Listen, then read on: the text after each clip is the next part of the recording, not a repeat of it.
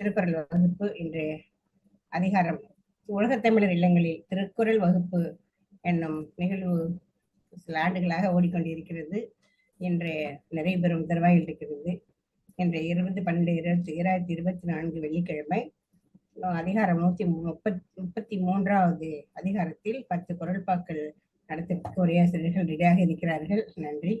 அனைவருக்கும் வணக்கம். இன்று 133வது அதிகாரம் பற்றிய விளக்கம் ஒரே நிகழ்த்த நமது உரையாசிரியர்கள் ஆயத்தமாக இருக்கிறார்கள். அவர்களை வரவேற்போம். நமது தலைவர் ரேகோஸ் ஐயா சார் அவர்களுக்கு நன்றி சொல்லி அவர்களை இன்று இந்நிகழ்வை துவக்கி வைக்கும்படி அன்புடன் கேட்டுக்கொண்டு அவர்களை வரவேற்போம். வாருங்கள் சார், நிகழ்ச்சியை ஆரம்பித்து வையுங்கள். இங்கு வருகை தந்திருக்கும் நமது சிறப்பு வருகையாளர் நமது முன்னாள் ஆசிரியர் தான். அவர் சில நாட்களாக வரையிலை, பரவாயில்லை. ஆசிரியரும் உரையாசிரியருமாக நமது ஐயா திரு புண்ணியமூர்த்தி ஐயா அவர்கள் நமக்கு இன்று சிறப்பு வருகையாளராக அலங்கரித்துள்ளார்கள். இந்த நமது இந்த நிகழ்ச்சியை அலங்கரிக்கவும் உள்ளார்கள், அலங்கரித்து விட்டார்கள் வந்தவுடனேயே. நன்றி. இங்கு வருகை தந்திருக்கும் அனைவருக்கும் நன்றி. தாங்கள் அனைவரும் நிகழ்ச்சியில் கலந்து கொள்வதோடு மட்டுமல்லாமல் நிகழ்ச்சியில் கலந்து தங்களது பேச்சு அல்லது சிறிது உரை நிகழ்த்த தவறாதீர்கள். நன்றி. அதற்கு முன்பு தலைவர் பேசுவார்கள். அதற்கு பின்பு நிகழ்வு ஆரம்பிக்கப்படும், நிகழ்ச்சி துவங்கும். நன்றி. வணக்கம் சார். நன்றி. நன்றி அம்மா. நான் தொடங்கி வைப்பதற்கு ஒன்றுமில்லை. நம்முடைய ஐயா கனிமொழி ஐயா அவர்கள் நன்றி நிகழ்ச்சியை பொறுத்து தொடங்குவார்கள். பேசுங்கள் ஐயா. மிக்க மகிழ்ச்சிங்க ஐயா. மகிழ்ச்சி அம்மா எல்லாருக்கும். சரி. உலகத் தமிழர் இல்லங்களில் திருக்குறள் வகுப்பு. இந்த வகுப்பு கிழமைகள் தோறும் இரவு மணி 8க்கு தொடங்கி 9க்கு முடிகின்ற சூழ்நிலையில் உண்டு. இந்த நிகழ்ச்சி இன்றோடு ஒரு நிறைவுக்கு வருகிறது. அந்த நிறைவு ஒரு மகிழ்ச்சியான நாளாக இருக்க வேண்டும் என்பதால் இந்த நிகழ்ச்சியிலே கலந்து கொண்டவர்கள் பலரும் வர வேண்டும் என்று கடந்த கிழமை அழைப்பு விடுத்திருந்தோம். இந்த கிழமை எத்தனை பேர் வந்திருக்கின்றார்கள் என்று தெரியவில்லை. அது உங்களுக்கு தான் தெரியும். அங்குள்ளவர்களுக்கு சொல்லலாம். ஏறத்தாழ ஒரு 5 பேர் இருக்கிறார்கள் இப்பொழுது. நாம் எப்பொழுதுமே குறிப்பிட்ட காலத்திலே நிகழ்ச்சியை தொடங்கிவிட வேண்டும் என்ற ஒரு விருப்பம். இன்று நானும் சற்று நேரத்தை இதனை போக்கிவிட்டேன். ஏனென்றால் இதை தனித்து நான் வருவதிலே காலம் கடத்தவில்லை. அந்த இருக்கிற அந்த தொடர்பு எடுத்துக்கொள்வதிலே சில சிக்கல்கள் ஏற்பட்டு விட்டது. அதிலே சற்று நேரங்கள் நமக்கு அதிலே ஓடிவிட்டது. இருந்தாலும் அதற்கு என்னுடைய வருத்தத்தை தெரிவித்துக் கொண்டு இப்பொழுது வகுப்பை தொடக்குவோம். 133வது அதிகாரம் ஊடல் உவகை என்பது. ஊடல் உவகை என்று அது அமைகின்ற பொழுது சிலருக்கு பொருள் விளங்காமலும் இருந்தது. அதனால் இப்பொழுது நான் ஊடல் உவகை என்றே எழுதியிருக்கின்றேன்.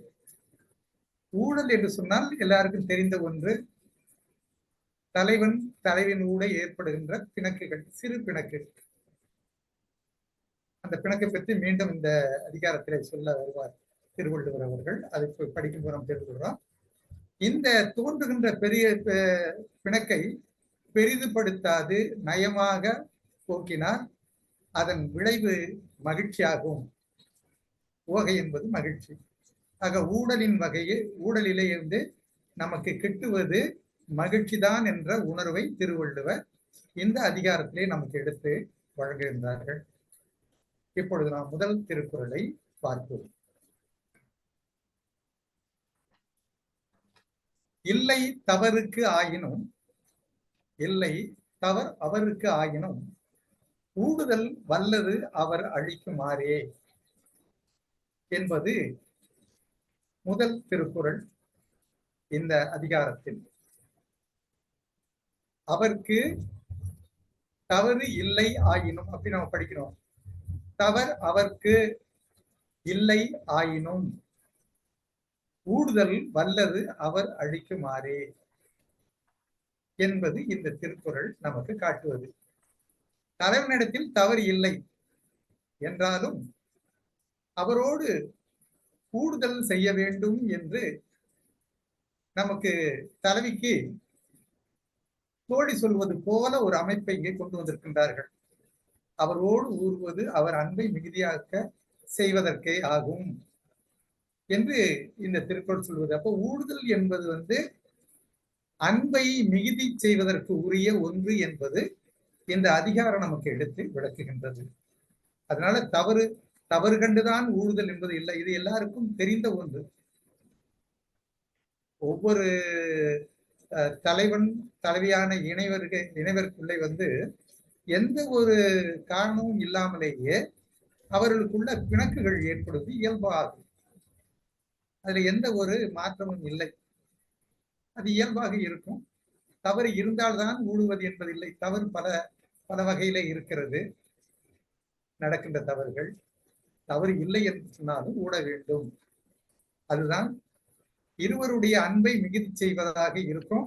குறிப்பாக தலைவனுடைய அன்பை மிகுதி செய்வதற்கு தலைவியார் கண்டிப்பாக ஊடுதல் வேண்டும் என்பது இந்த அதிகாரம் நமக்கு சொல்லுகின்றது.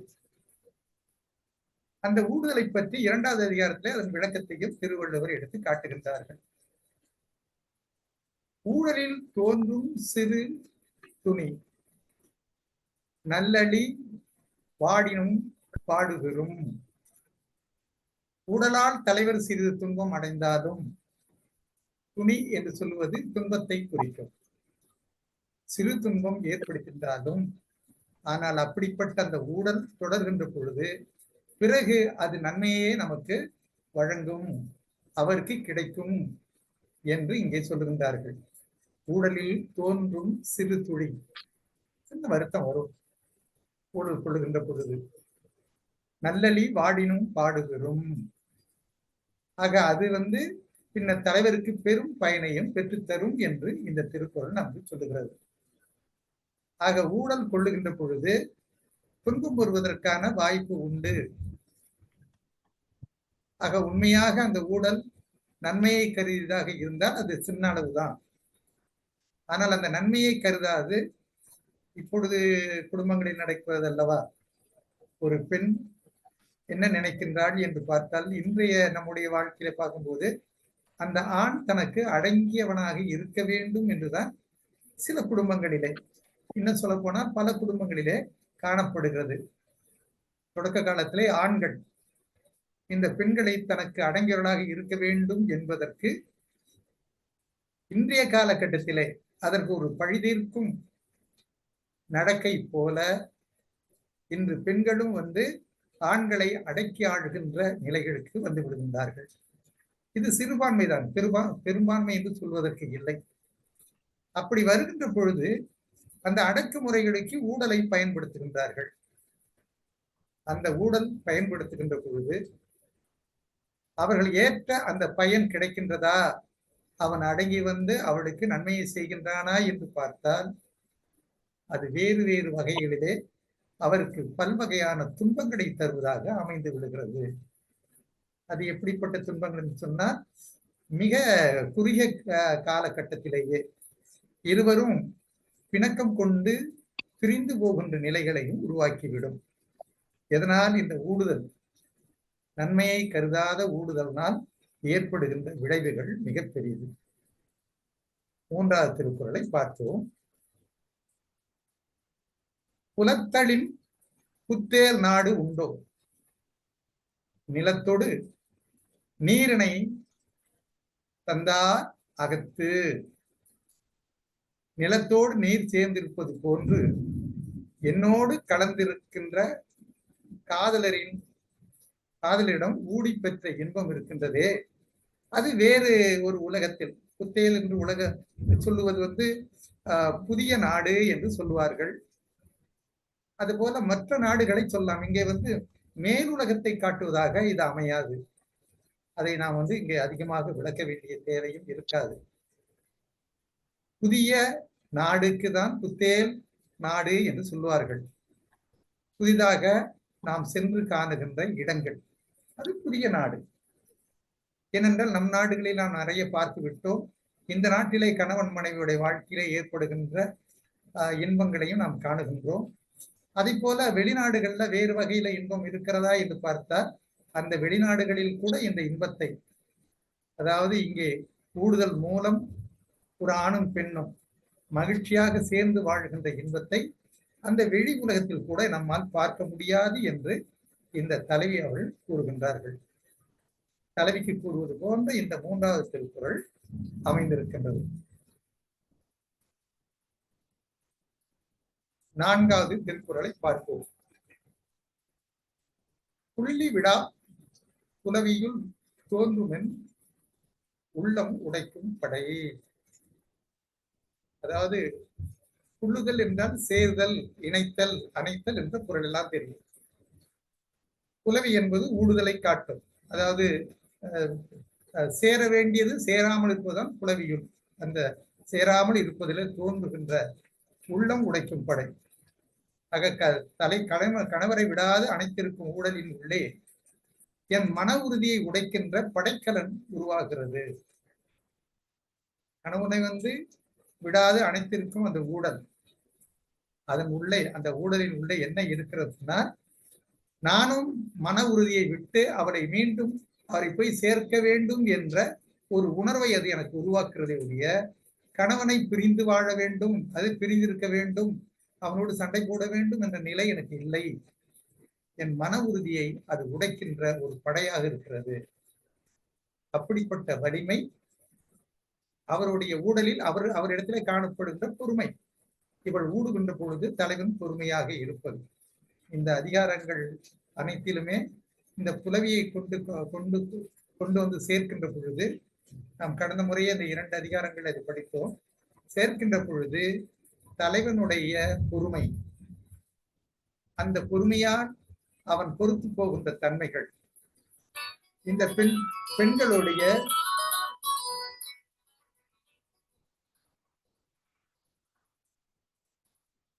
மன்னிக்க வேண்டும், சிறிது நேரம் என்னங்கம்மா வகுப்பான் இருக்கேன், இங்கதான் பேசிட்டு இருக்கிறோம். பழையதிலேயே பார்த்துக் கொடுங்க.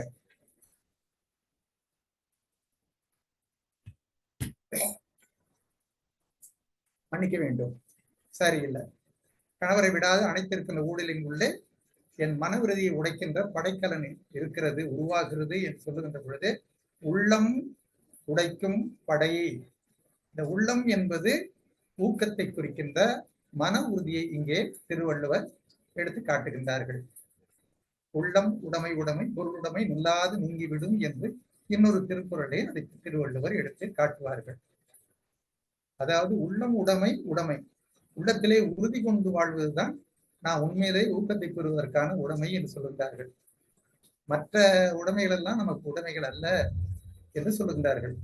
இங்கே இவளுடைய மன உறுதி, பெண்களுடைய மன உறுதி எங்கே உடைப்படுகிறது என்றால், தலைவன் அந்த மன உறுதியை உடைக்கின்ற ஆற்றலை பெற்றிருக்கின்றான். எதன் வழி பெற்றிருக்கின்றான்? அவன் பொறுமை என்ற அணிகலனை பெறுகின்ற பொழுதுதான் இந்த பெண்களினுடைய இந்த விடாப்பிடியான மன உறுதியை உடைக்க முடியும் என்பது இங்கே நமக்கு எடுத்து காட்டப்படுகின்றது. உலவி விடா புள்ளி விடா புலவியும் தோன்றும் என் உள்ளம் உடைக்கும் படை. புள்ளி அதாவது அனைத்து விடாத புலவியில் உள்ள தோன்றுகிறது. எது? என்னுடைய மன உறுதியை உடைக்கின்ற படை என்று திருவள்ளுவர் கூறுகின்றார்கள். படை என்றால் போருக்கு சென்று பெரிய படைகளோடு சென்று வெற்றியை காணுவதற்கு உரியது. ஆனால் அந்த படைக்கு வெற்றியை காணுகின்ற படையை இவளுடைய தன்மையை உடைப்பதாகத்தான் இருக்கிறது. அதனாலதான் இந்த அதிகாரத்தில் எல்லாம் பெரும்பாலும் நான் என்ன அதிகமாக விளக்கி சொல்வதற்கு விரும்புகின்றேன் என்றால், பொதுவாக இந்த ஊழல்லாம் ஒருவரை ஒருவர் அடக்கி ஆழ்கின்ற வாய்ப்புகளை உருவாக்காது வாழ்கின்ற வாழ்க்கை நமக்கு வேண்டும். அதுதான் நம்முடைய வாழ்க்கைக்கு சிறப்பாக இருக்கும். நீ என்னதான் வலிமை கொண்டு இருந்தாலும் அந்த வலிமையை எப்படி அந்த ஆண்மகன் பெண்ணுக்கு தர வேண்டும் என்று சொன்னால் அவனுடைய பொறுமையால் தர வேண்டும் என்பதை திருவள்ளுவர் இங்கே எடுத்து காட்டுகின்றார்கள். மீண்டும் இந்த 1வது திருக்குறளை அல்லது மீண்டும் இங்கே எடுத்து காட்டுகிறார் 5வது திருக்குறளை திருவள்ளுவர். தவறிலர் ஆயினும் தம்பீழ்வார் நின்றோள் அகன்றிலின் ஆங்கொன்றுடைத்து என்று சொல்லுகிறார்கள். தவறில்லை தவறிலர், அதாவது தவறு அவரிடத்துல இல்லை என்றாலும் தம் வீழ்வார், தம்மால் விரும்பப்படுகின்றவர்கள் மென்தோல் அகன்றலின், அந்த தோலை விட்டு அகம்பொழுது அங்கொன்று ஒன்று உடைத்து என்று திரு சொல்றார்கள். அந்த ஒன்று என்ன என்பதை சொல்லுகின்றார்கள். இங்கே சொல்லுகின்றார்கள், தவறு இல்லை என்றாலும் ஊழல் கொள்பவளை தழுவாது விலகி இருந்தாலும் அதிலும் ஒரு வகை இன்பம் இருக்கிறது என்று சொல்லுகின்றார்கள்.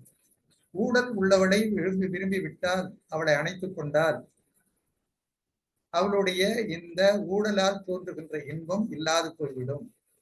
திருவள்ளுவர் பெரும்பாலும் ஊழலில் இன்பம் இருக்கின்றது என்பதை இங்கே வலியுறுத்துகின்றார்கள். அந்த விளையாட்டாகவே தலைவன் அவன் கருத வேண்டும். அவளுடைய ஊழலை விளையாட்டாகவே கருதி கொண்டிருந்தால் அந்த விளையாட்டிலே ஈடுபடுகின்றவர்களுக்கு இன்பம் என்பது இருக்கின்றது. அதைத்தான் சொல்கின்றார்கள். தவறில்லை ஆயினும் தம்பீழ்வார் மென்றோல். இங்கே மென்றோல் என்பது அவளுடைய தடுவடுக்குள்ள ஆகுபேராக வருகிறது. அகன்றலின், அந்த நிகழ்ச்சியிலிருந்து நாம வெளிவாங்கினால் அங்கோன் உடைத்து, அது ஒரு வகையான அந்த ஒன்று இருக்கிறது, அந்த இன்பத்தை நாம் பெற முடியாமல் போய்விடும் என்று திருவள்ளுவர் இங்கே இதற்கு காட்டுகின்றார்கள். தவறு இல்லை என்றாலும் ஊழல் குழுவதை தழுவாது விலகி இருந்தாலும் அதிலும் ஒரு வகை இன்பம் இருக்கிறது என்று திருவள்ளுவர் சொல்லுகின்றார்கள். 6வது திருக்குறள். இது ஒரு அறிவியல் அடிப்படையிலே உள்ள ஒன்று. உடல் நலத்தை பேணுகின்ற தன் கருத்துக்களை உள்ளடக்கிய ஒரு திருக்குறள். உண்ணலினும் உண்டது அறல் இனிது என்று சொல்லுகின்றார். காமம் புணர்தலிலும் ஊடல் இனிது என்று சொல்லுகின்றார்கள். இந்த காமம் என்கின்ற புணர்ச்சியை பற்றி சொல்லுகின்ற பொழுது திருவள்ளுவர் ஊடல் என்பது இன்பமானது என்பதை இங்கே எடுத்து காட்டுகின்றார்கள். அதற்கு ஒரு ஓமையை எடுத்து காட்டுகின்றது. நாம் உண்ணுகிற உணவு இருக்கின்றது, அந்த உணவு செரித்து விட்ட பிறகுதான் அடுத்த உணவை நாம் உண்ணுகின்ற பொழுது அது நம் உடலுக்கு இன்பத்தை இனிமையை தரும். அதான் உண்ணலினும் உண்டது அறல் இனிது. உண்ட உணவு செரித்து விட்ட பிறகு உண்பதுதான் நமக்கு இனிமை தரக்கூடியது என்பதை திருவள்ளுவர் எந்த அதிகாரத்திலே ஊடல் உவகையிலே எடுத்து காட்டுகின்றார்கள். காமம் புணர்தலின் ஊடல் இனிது. உடனே மனைவியோடு இணைந்து இணை சேர்வதை விட காலம் தாழ்த்தி அவள் ஊடலை ஏற்றுக்கொண்டு அதன் பிறகு அவளோடு மகிழ்ந்து இருப்பது நல்லது என்று இந்த திருக்குறள் நமக்கு எடுத்து காட்டுகின்றது. 7வது திருக்குறளை பார்ப்போம்.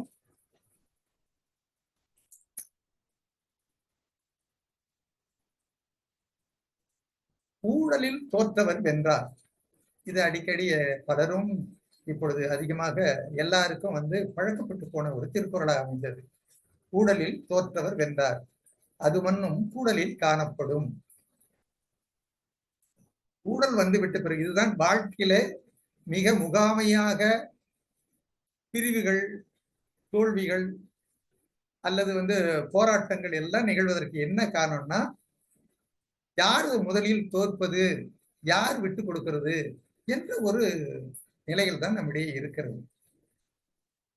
என்னென்ன சிறு சிறு இங்க நம்மிடையே இருக்கின்ற ஒரு சிறு போராட்டங்களை, சண்டையெல்லாம் எடுத்துக்கொள்ளுங்கள், அதை கருப்பொருளாக எடுத்துக்கொள்ளுங்கள். அப்ப யார் தோற்பது என்று சொன்னால் ஊழலில் தோற்றவர் வென்றார் அப்படின்னு சொல்றார்கள். யார் ஊழலில் இந்த சண்டையில யார் தோற்கின்றார்களோ குடும்பத்தில அவர்தான் வெற்றி பெற்றவர்கள்.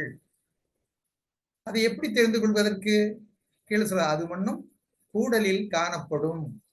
தோற்றுவிட்ட பிறகு இருவரும் மனமகிழ்ந்து பேசிக் கொள்வார்கள். அந்த மனமகிழ்ச்சியோடு அவர்கள் கூடுவார்கள். அதில்தான் அந்த வெற்றியின் தன்மைகளை நம்மால் காண முடிகிறது. நீ சண்டை வருகின்ற பொழுது அந்த சண்டையை வளர்த்து கொண்டு அதை வெற்றி பெற வேண்டும் என்று எண்ணிக்கொண்டிருந்தால் அது துன்பத்தைத்தான் தமக்கு தரும் என்ற உணர்வை இந்த திருக்குறள் சொல்லுகிறது. ஊடலில் தோற்றவர் வென்றார், அது மன்னும் கூடலில் காணப்படும். அடுத்து 8வது திருக்குறள்.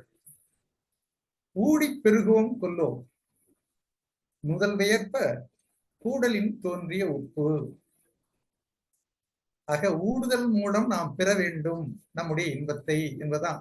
ஊடலில் ஊடி பெருகுவோம் கொல்லோ. நாம் ஊடலின் மூலம் இன்பத்தை பெறுவோம் அன்றோ என்று திருவள்ளுவர் சொல்ல. கொல்லோ என்பது அசை நிலை, இங்கே அதுக்கு பொருள் இல்லை. ஆனால் இந்த அசைநிலை இங்கே வருவது ஒரு வியப்பை தருவதாக, வினாவை தருவதாக அமைந்திருக்கும். கொல்லோ என்று சொல்லுவது. நுதல் வேற்ப நெற்றி வேற்ப கூடலில் தோன்றிய உப்பு.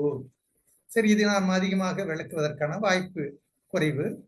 அதை நாம் கீழே வந்துடுவோம். வேர்வை நெற்றி வியர்க்கும்படியான புணர்ச்சியால் பெற்றிடும் இன்பத்தை மீண்டும் அவள் ஊடலால் பெற்றிட முடியுமா என்று தலைவன் வேண்டுவதாக அது இருக்கிறது. சரி, 9வது திருக்குறள். ஊடுக மண்ணோ ஒழியிலை யாம் இறப்ப நீடு மண்ணோ இரா. இனிய துணைவி இன்னும் ஊடட்டும். தன்னுடைய தலைவி என்கின்றவள் தன்னிடத்துல ஊடிக்கொண்டிருக்கின்றால் அந்த ஊழலை போக்குவதை விட இன்னும் ஊடிக்கொண்டிருக்கட்டும். அவள் ஊடலை யான் கையேந்தி நிற்க வேண்டும். அவள் ஊடி என்னோடு ஊடல் சண்டை போட்டு கொடுக்கணும். நான் அதை அவளிடத்தில் வேண்டி கையேந்தி நான் அதை ஏந்தி அதை பெற வேண்டும்.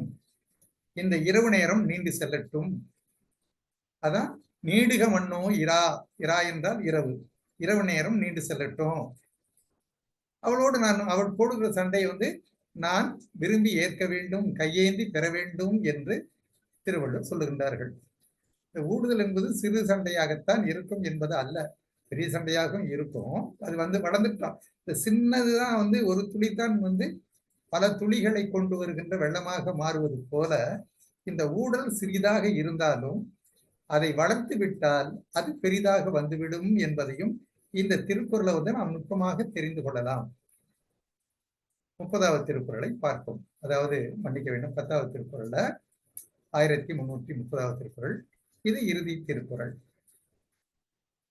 ஊடுதல் காமத்திற்கு இன்பம், அதற்கு இன்பம் கூடி முயங்க பெறின்.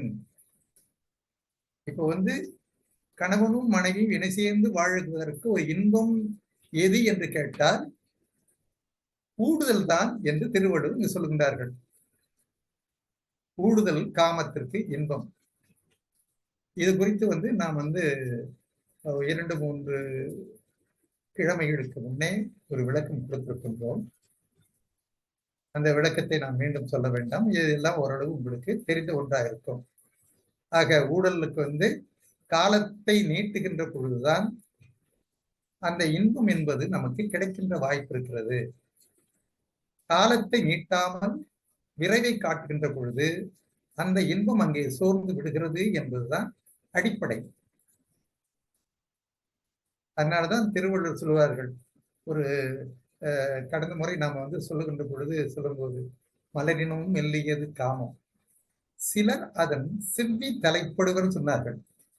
செவ்வி என்பது காலம், தக்க காலம், பண்பட்ட காலம். அப்போ ஊடலுக்கு அல்லது இணை சேர்ந்து வாழ்வதற்கு உரிய காலம் எது என்று அறிந்து வாழ்கின்றவர்கள் இந்த உலகத்தில் குறைவாக இருக்கின்றார்கள். ஏனென்றால் எல்லோருமே தங்களுடைய நலத்தை மட்டும் நாடிக்கொண்டு நிற்கின்றவர்களாக இருக்கிறார்கள். அதாவது இங்க நான் பொதுவாக ஆண்களைத்தான் சொல்லலாம். தங்களுடைய நலத்தை மட்டும் நாடுகின்றவர்களாக இருக்கின்ற பொழுது அவர்களுடைய ஊடுதலை மிகுதியும் பெற்றுக்கொள்ள முடியாமல் போய்விடுகிறது. அப்போ அந்த ஊடுதல அந்த காலத்தை நீட்டுவதை எதை கொடுக்கிறது என்றால் இந்த ஊடல் தான் கொடுக்கிறது. ஊடல் கொண்டு சண்டி போடுவதே காலம் சென்று கொண்டே இருக்கும். அந்த காலம் செல்ல செல்ல இருவரிடத்தில் அந்த மகிழ்ச்சியான ஒரு சண்டை நடக்கின்ற பொழுது அந்த சமயத்துல இருக்கிற அன்பு பெருகும். அந்த அன்பு பெருகின்ற பொழுது அந்த இன்பம் மிகுதியாகும். அதைத்தான் இவர் நுட்பமாக சொல்றார். ஊடுதல் காமத்திற்கு இன்பம், அதற்கு இன்பம் எங்கே இருக்கிறது என்று கேட்டால் கூடி முயங்க பெறின். ஆக இருவரும் இணை சேர்ந்து இருக்கின்ற பொழுது அது நீங்கள் தெரிந்து கொள்ளலாம், அது கிடைக்கும். பெறின் என்றால் கிடைக்கும், அப்பொழுது நீங்கள் தெரிந்து கொள்ளலாம் என்று திருவள்ளுவர் பெருந்தகை எடுத்து காட்டுகின்றார்கள். நாம் இப்பொழுது 10 திருக்குறளையும் படித்து விட்டோம். மீண்டும் மேனோட்டமாக இன்னொரு முறை இந்த திருக்குறளை பார்த்துக் கொள்வோம். அதன் பிறகு உங்களுடைய பேச்சுகளுக்கான வாய்ப்புகள் உண்டு என்பதையும் சொல்லிக் கொள்கின்றேன். ஊடல் உவகை என்று சொல்லுவது தலைவனும் தலைவியும் தலைவிக்கும் தோன்றுகின்ற பிணக்கை பெரிதுபடுத்தாது, அதை மிகுதிப்படுத்தாது, நயமாக போக்கினால், நயமாக பேசி போக்கினால் அதன் விளைவு மகிழ்ச்சி தான். அதுதான் ஊடல் உவகை என்பதை நீங்கள் தெரிந்து கொள்ளுதல் வேண்டும். அடுத்து, இல்லை தவறுக்கு ஆயினும் ஊடுதல் வல்லது அவர் அடிக்குமாறு. தவறு இல்லை என்று சொன்னாலும் ஊடுதல் கொள்ள வேண்டும். அந்த ஊடுதல் வல்லது அவருக்கு அடிக்குமாறு, அவருக்கு நாம் சிறு துன்பம் கொடுத்தாலும் அதுதான் நமக்கு அழி என்பது அன்பை காட்டுவது. அவர் அழிக்குமாறு, அவருடைய அன்பை நாம் அதிகமாக தெரிந்து கொள்வதற்கு இந்த ஊடுதல் தான் நமக்கு வழி செய்யும் என்று பெரும்பாலும் இது ஒரு நுட்பமான ஒரு கருத்து. ஊடுதல் தான் அன்பை பெருக்கும் என்று சொல்லுவது ஒரு நுட்பம், அது உண்மை. ஆனால் இன்று வாழ்க்கையில பிணக்கு தோன்றி போவதற்கும் அதுவே காரணமாக அமைந்து விடுகிறது. அதனால அந்த ஊடுவதை தரமாக தகுதியாக பயன்படுத்தினால், எந்த நேரத்தில் அதை பயன்படுத்த வேண்டும், எப்படி அதை போக்க வேண்டும் என்று இந்த தலைவனும் தலைவியும் எண்ணி பழகினால் அதுதான் அன்பை கொண்டு வரும். அதான் வல்லது அவர் அழிக்குமாறே, அவர் எப்படி அந்த ஊடுதலின் மூலம் அவர் எப்படிப்பட்ட அன்பை தனக்கு காட்டுகின்றார் என்பதை நம்மால் தெரிந்து கொள்ள முடியும். ஆனால் இந்த உண்மையை எல்லாரும் போற்றுகின்றார்கள். கொஞ்சம் முறப்ப காட்டுவது, கணவன் இடத்துல சண்டை போடுவது எல்லாம் செய்கிறார்கள். செய்து கொண்டு இருக்கின்ற பொழுது அந்த தலைவனுக்கு வந்த நேரம் எப்படிப்பட்ட நேரம், அல்லது அவனுடைய இப்போ மனநிலைகள் என்ன என்பது தெரியாமல் சண்டை போடும் பொழுது வெறுப்புகள் நோக்கி அவன் அவளை புறக்கணித்து செல்லுகின்ற வாய்ப்புகளும் ஏற்படும். அப்படி புறக்கணித்து செல்லுகின்ற பொழுது எது ஏற்படும் என்று பார்ப்பதற்கு தான் பல்விதமான வாழ்க்கை போராட்டங்கள் தோன்றுகிறது. மன முறிவு வரைக்கும் போய்விடுகிறது. நம்முடைய கொஞ்சம் வயது முதிர்ந்தவர்களுடைய வாழ்க்கை தரங்களை பார்த்தால், என்னுடைய காலகட்டத்துல ஒரு பருவம் எடுத்த காலகட்டங்கள், எனக்கு ஒரு 81 வயது வைத்துக் கொள்ளுங்களேன். அந்த காலகட்டம் வரைக்கும் இந்த மன முறிவு என்பதை நாம் பெரும்பாலும் பார்க்கவில்லை. அதன் பிறகு மனமுறிவு என்று எப்படின்னு சொன்ன, இப்பொழுதுதான் ஒரு 20-30 ஆண்டுகளுக்கு முன்னால் உள்ள ஒரு வாழ்க்கையை பார்க்கின்ற பொழுதுதான் மனமுறிவுகள், அறிவியல் எவ்வளவு தூரம் வளர்ந்ததோ, அறிவு நமக்கு எவ்வளவு தூரம் வளர்ச்சி பெற்றிருந்ததோ, அதன் அடிப்படையில நமக்கு இந்த மனமுறிவுகளும் அதிகமாக வந்துவிட்டது. அதனால்தான் திருவள்ளுவர் சொல்லுவார்கள், அறிவு கல்வியால் அறிவு வளரணும், ஆனால் அந்த அறிவு நமக்கு என்ன தரணும்னு சொன்னா நமக்கு பணிவு தான் அது கொண்டு தரும் என்பதை அவர் சொல்லுவார்கள். அந்த பணிவு இல்லை என்று சொன்னால் நீ எவ்வளவு கற்றிருந்தோம் அது பயனில்லை என்று பண்புடைமைகளை எடுத்து காட்டுவார்கள். அதெல்லாம் எடுத்தோம்னு சொன்னா அது நீண்டி ஓடும். இப்படிப்பட்ட நிலைகள் ஒன்றுக்கொன்றும் தொடர்புபடுத்தி உள்ளது நிலை அதுதான். அதனால எப்பொழுதுமே பண்பாட்டை போற்றுகின்ற மனநிலை உடையவர்கள் இந்த நிலைக்கு போக மாட்டார்கள். அந்த காலத்துல ஒன்றுமே தெரியாத அதை அடியும் உதவினாலாம் எத்தனையோ குடும்பங்களை பார்க்கின்ற பொழுது அவங்க ஒரு பெண்ணை அடிக்கின்ற பொழுது ரொம்ப கொடுமையாக அடிப்பார்கள். அவர்கள் மாதமாக இருந்தால் கூட அந்த வயிற்றுல எட்டி கூட உதைப்பார்கள். அப்படிப்பட்ட கொடுமைகள் எல்லாம் இருந்த நிலையில கூட அந்த கணவனை விடாது, அவனுக்கெல்லாம் நோய் வந்திருக்கின்ற பொழுது அவன் பக்கத்திலே இருந்த அந்த பெண் பார்த்து கொண்டு அவனை போற்றிய நிலைகளை எல்லாம் நாங்கள் கண்கூடாக பார்த்திருக்கின்றோம். அந்த காலத்துல அதெல்லாம் குறைந்து விட்டது. அவன் அடித்தான்னா நாமளும் திருப்பி அடிக்க வேண்டும், அவன் வெறுத்தானா நாமளும் வெறுக்க வேண்டும். அவன் அந்த காலத்துல ஆண்கள் கையில பொருளாதாரம் இருந்தது, அதனால வாழ்க்கை நல்லா இருந்ததுன்றதுலாம் இப்ப சொல்ல வேண்டாம், சொல்றாங்க நிறைய பேர். அது மட்டுமல்ல, பொருளாதாரம் இருந்தாலும் இன்னும் மகிழ்ச்சியாக நம்மால் வாழ முடியும். ஆனால் அதற்கேற்ப இந்த பொறுப்பும் குணங்கள் நம்மிடையே இருக்க வேண்டும், விட்டுக் கொடுத்து போகின்ற மனங்கள் இருக்க வேண்டும் என்பது திருவள்ளுவர் நமக்கு நிறைய இடத்தை காட்டியிருக்கின்றார்கள்.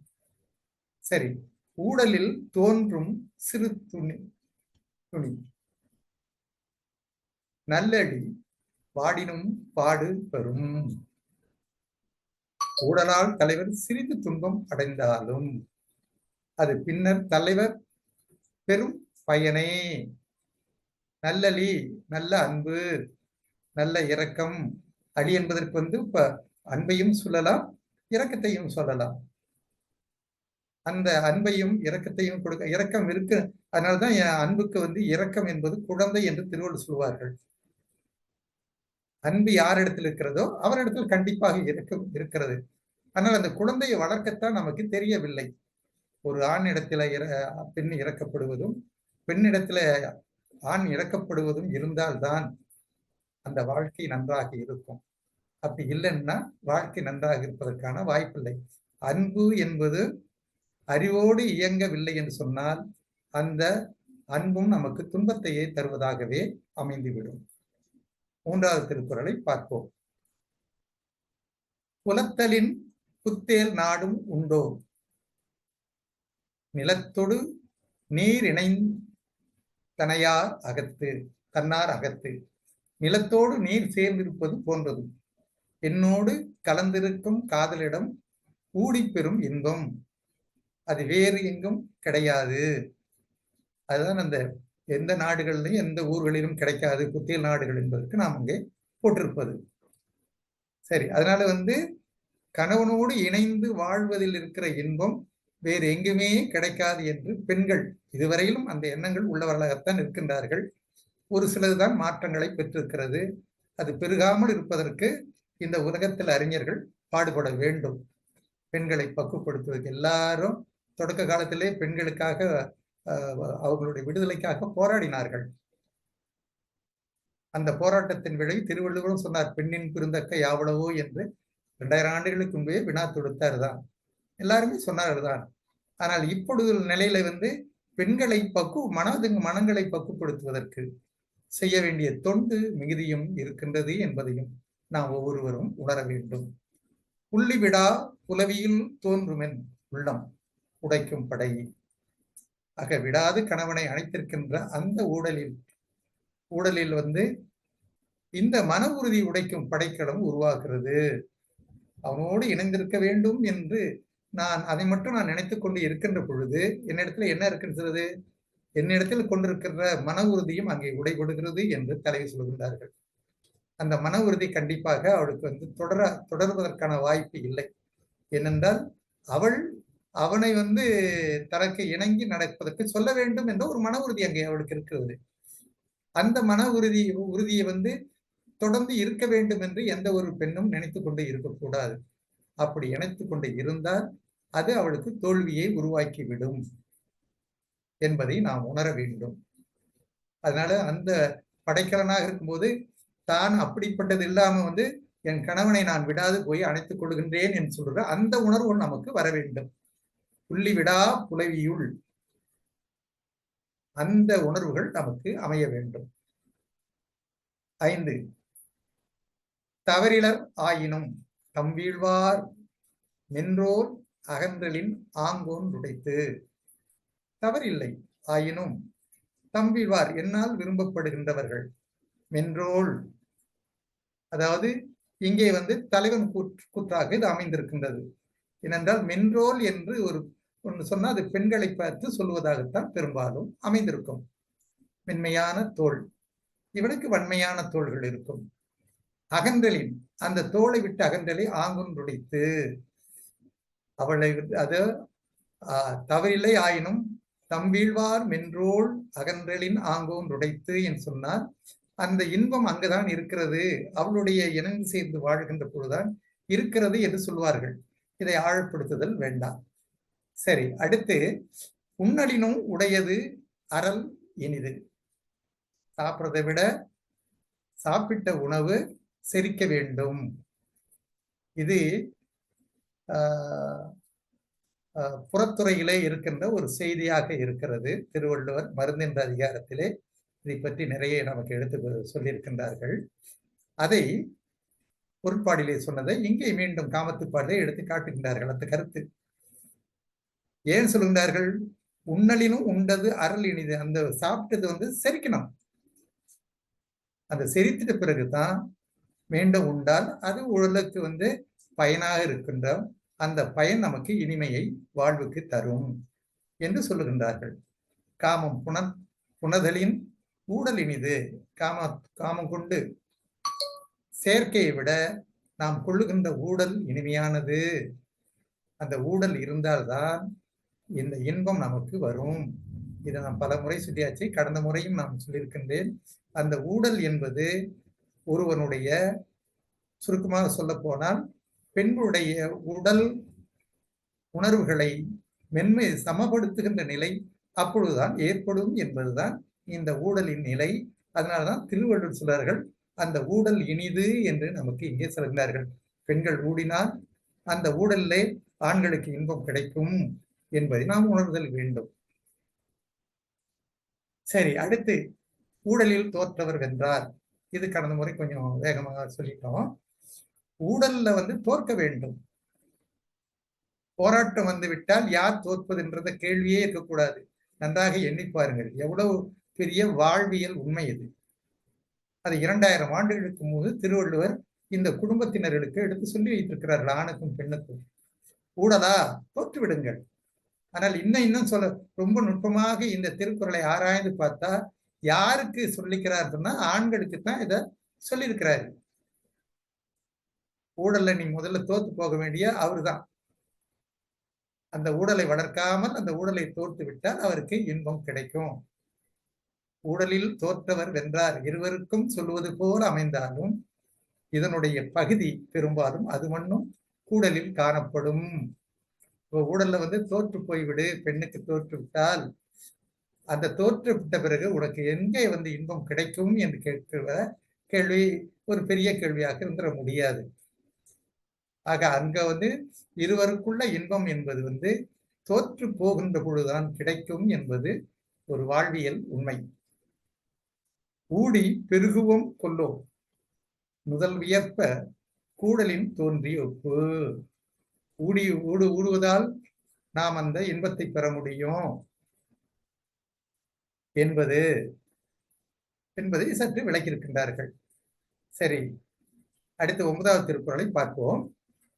ஊடுக மண்ணும் ஒழியிலை யாம் இறப்ப.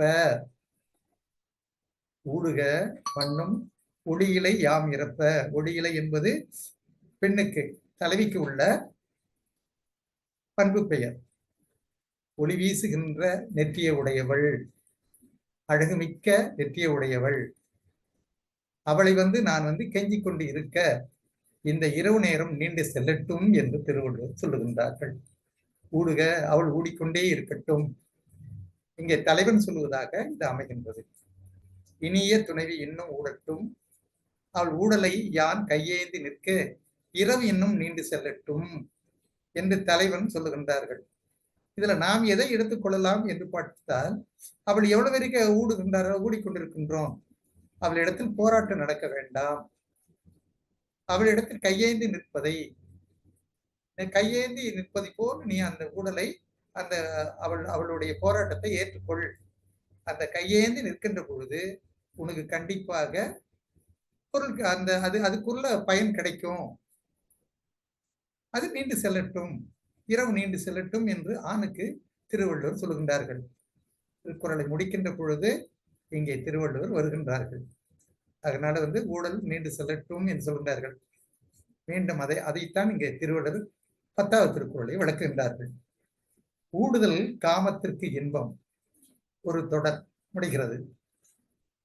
ஆக ஊடி சொல்வதுதான் காமத்திற்கு இன்பமானது. இந்த மேல உள்ள திருக்குறள்லாம் சொன்னது அதைத்தான் சொன்னது. இங்க சுருக்கமாக திருவள்ளுவர் சொல்றார், ஊடுதல் காமத்திற்கு இன்பம். இணைந்து வாழ்கிற வாழ்வுக்கு ஊடுதல் வேண்டும் என்பதை சொல்லிவிட்டார்கள். அதற்கு இன்பம் கூடி முயங்க பெறின். அதுல எப்போ நீங்க தெரிஞ்சுக்கணும்னா, அந்த இன்பத்தை 2 பேரும் கூடி இருக்கின்றீர்களே அப்பொழுது தெரிந்து கொள்ளலாம். ஒன்றாக இணைந்து பேசுவதோ, பழகுவதோ, தங்கள் மகிழ்ச்சிகளை பங்கு போட்டுக் கொள்வதோ, அதிலே அந்த இன்பம் இருக்கிறது என்று திருவள்ளுவர் இங்கே சொல்கின்றார்கள். ஆக இந்த திருக்குறளை ஒரு இன்பமான ஒரு சூழ்நிலையிலே திருவள்ளுவர் பெருமான் நமக்கு முடித்து தந்திருக்கின்றார்கள். இதுவரையிலும் நாம் 10 திருக்குறளையும் இன்று பார்த்திருக்கின்றோம். கடந்த முறை 20 திருக்குறளை வைத்துக் கொண்டிருந்தோம். இறுதியில் இந்த ஒரு அதிகாரத்தில் நடந்து ஒரு அதிகாரத்தை இன்று கொண்டு வந்திருந்தோம். இதில் இருக்கின்ற இதுக்கு தொட்டோ அல்லது இதுவரையில் நடந்த சில நிகழ்ச்சிகள் ஏனென்றால் இந்த இறுதின்னு சொல்லும் பொழுது இந்த திருக்குறள் வகுப்புல நம்ம இந்த நடத்துனர் இங்கே வந்திருக்கின்றார்கள். அது அந்த பிறகு நம்முடைய தொடக்க காலத்திலே இந்த திருக்குறள் வகுப்பை வழிநடத்திய ஐயா புண்ணியமூர்த்தி ஐயா அவர்களும் வந்திருக்கின்றார்கள். ரீகோராஸ் அவர்கள் இருக்கின்றார்கள். அந்த பெருமக்கள் எல்லாம் நமக்கு ஏதோ ஒரு வகையில இந்த வகுப்பு சிறப்புடன் நடந்து கொள்வதற்கு ஒத்துழைப்பு வழங்கியவர்கள், உதவினவர்கள். நம்ம அவர்களை உதவியவர்கள் தான் சொன்னோம். இப்போ அவரோட கடமை அவர் செய்தார் என்பதல்ல, நமக்கு ஏதோ ஒரு உதவியை வழங்கியிருக்கின்றார்கள். அவருக்கு நாம் நன்றி கடன் பட்டவர்களாக இருக்க வேண்டும். அவர்களுக்கு உங்களுடைய நன்றிகளை நீங்கள் எப்படி சொன்னாலும் சொல்லலாம் என்று கேட்டுக்கொண்டு உங்களிடையே இருந்து விடைபெறுகின்றேன். நன்றி, வணக்கம்.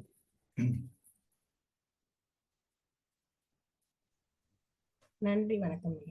நன்றி நன்றி நன்றி நன்றி.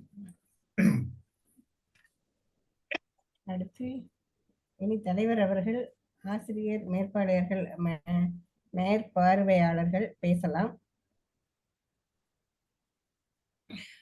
வருகைக்கு நன்றி. தலைவர் பேச சொல்லலாம், யார் யார் பேசுகிறார்கள். இல்லதம்மா, இங்க வந்திருப்பவர்கள் உங்களுடைய கருத்துக்களை, இன்றைய குரலை பற்றிய கருத்துக்களையும் நீங்க சொல்லலாம். அதோடு கடந்த 3 வருடத்தை நெருங்கி இன்று இந்த வகுப்புக்கு ஒரு நிறைவு செய்திருக்கிறோம். அதை பற்றிய உங்கள் உணர்வுகளை இங்கே நீங்கள் பகிர்ந்து கொள்ளலாம். என்னுடைய சிந்தனையில் திருக்குறளை கேட்பதற்கு மக்களுக்கு ஆர்வம் இருந்தாலும் இப்பொழுது பரபரப்பான வாழ்க்கை சூழ்நிலையில் பல பேருக்கு நேரம் இல்லாமல் போகிறது. ஆனால் அதையெல்லாம் மீறி அந்த திருக்குறள் மீது இருக்கின்ற ஆர்வத்தின் காரணத்தாலே பல பேர் தொடர்ந்து இந்த நிகழ்ச்சியில கலந்து கொண்டிருக்கிறார்கள். அவர்களுக்கெல்லாம் இந்த நேரத்திலே நன்றி சொல்ல கடமைப்பட்டிருக்கிறேன். மனமெல்லாம் முதற்கண் நம்முடைய கனிமொழி ஐயாவுக்கு தான் நன்றி சொல்ல நினைத்திருக்கிறது. அதற்கு அடிப்படை காரணமே, எவ்வளவோ இக்கட்டுகள் இந்த பயிற்சியில பங்கெடுத்துக் கொள்கின்றவர்களுக்கு ஒரு பிரச்சனை வருகிறது என்றால் அன்றைக்கு அவர்கள் அதை பற்றியே கவலைப்படாமல் போய்விடுவார்கள். ஆனால் ஏற்பாட்டாளர்கள் ஒன்றும் பண்ண முடியாது. நான் போன வாரம் லண்டன்ல இருந்தேன். 8 மணி நேரம் வித்தியாசம். அந்த காலகட்டத்திலேயும் அது திருக்குறள் வகுப்பு ஓடுகிறது என்றால் அவருடைய உணர்வு வருவதற்கு காரணம் திருக்குறளால் நாம் அடைந்திருக்கிற பயன்தான். நான் கூட நம்முடைய வள்ளுவ ஐயா புண்ணியமூர்த்தி அவரிடம் லண்டனுக்கு போயிட்டு வந்தவர் பேசினேன். நான் பயணித்த அந்த விமானம் முதல் வகுப்பில் உட்கார்ந்து இருந்த பொழுது அங்கே லான்ச் என்று சொல்வார்கள். பெரிய பெரிய பணக்காரர்கள்லாம் உண்டு கழித்து மயங்குவதற்கு பல பானங்கள் அங்கே இருக்கின்றன. அதில் அங்குதான் நானும் விழுக்கிறேன். வள்ளுவர் என்னுடைய மனதிலே வருகிறார். அடிக்கடி நானும் ஐயாவும் புண்ணியமூர்த்தி ஐயாவும் பேசிக்கொள்வோம். அந்த ஒரு திருக்குறள், யாதனின் நீங்கியான் நோதல் அதனின் இளன் என்ற ஒரு திருக்குறள் இருக்கிறது. எதனால் துன்பம் வருமோ அதை நீங்கி விட்டால், என் அப்பாவை நினைத்து கொண்டேன். எங்க அப்பா எல்லாம், தம்பி ஒரு 2 வழிக்கு பீர் வாங்கி கொடுப்பாருன்னு, வாங்கி கொடுக்க மாட்டேன். காரணம் பணம் இல்லை. அந்த மதுவெல்லாம் குடித்ததுனாலே தானே ஒரு சமுதாயமே வீழ்ந்தது, என் குடும்பமும் வீழ்ந்தது என்ற எண்ணமெல்லாம் வந்திருக்கின்ற பொழுது, பயணித்தாலும் கூட அங்கே எவ்வளோ இலவசமாக வந்தாலும் கூட அதையெல்லாம் பயன்படுத்துவதற்கு அல்லது அருந்தி மகிழ்வதற்கு வேண்டாம் என்று நினைக்கக்கூடிய அளவிற்கு திருக்குறள் நமக்கு பல இடங்களிலே வழிகாட்டி இருக்கிறது. கூடவே இருக்கின்றவர் செய்கின்ற பிழைகளினால் வரக்கூடிய கோபத்தையே காட்டக்கூடாது, பொறுமையாக இருக்க வேண்டும் என்று வள்ளுவர் சொல்லியிருப்பதெல்லாம் நமக்கு அப்படி பாதுகாப்பு கொடுக்கிறது. இங்கே இந்த இன்பத்து பாலில் கூட நம்முடைய ஒரு குரலிலே ஆண் பெண் யார் முதலில் விட்டுக் கொடுப்பது, அதை நான் இதை பற்றி நான் நினைத்து கொண்டேன்.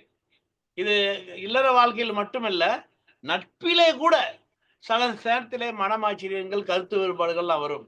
அந்த நேரத்தில் யார் விட்டுக் கொடுப்பது? அப்படி நினைத்திருந்தால் எத்தனை உறவுகள் வீணாகி விடுகிறது. அங்கே வள்ளுவர் வருகிறார். முதலிலே யார் விட்டுக் கொடுக்கிறீர்களோ அவர்களே வெற்றியாளர் என்றெல்லாம் சொல்லுகிறார்.